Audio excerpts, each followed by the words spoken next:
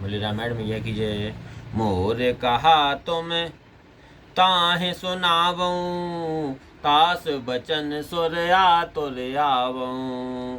दूतन कहा राम सन जाई, सुनत राम बोले मुस्काई।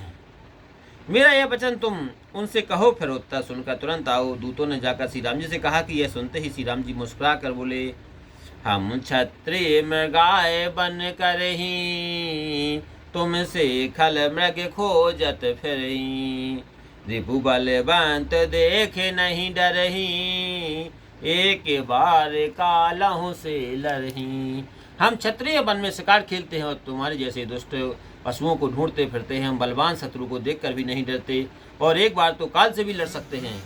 यद्यपि मनुज धनुज कुल घालक, मुनि पालक खल सालक बालक।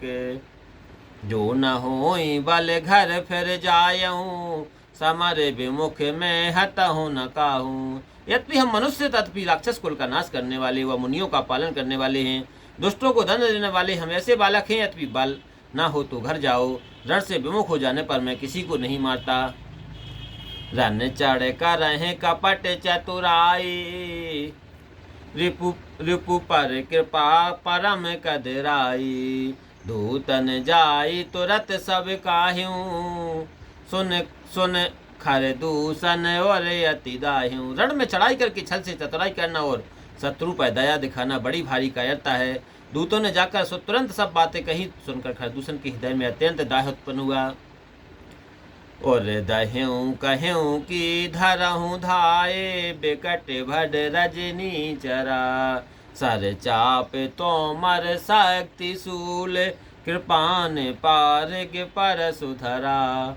प्रभु कीन धनुष टंकोर, प्रथम कठोर घोर भयावह। भैरव बधिर व्याकुल जातो धानना, ज्ञान तेह अवसर रहा।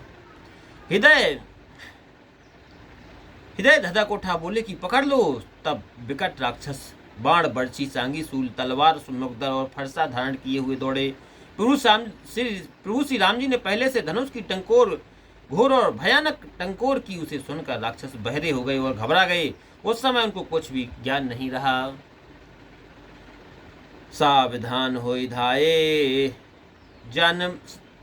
जान सबल यारा। तो लागे वर्षन राम पर, अस्त्र सहस्त्र बहुभांत।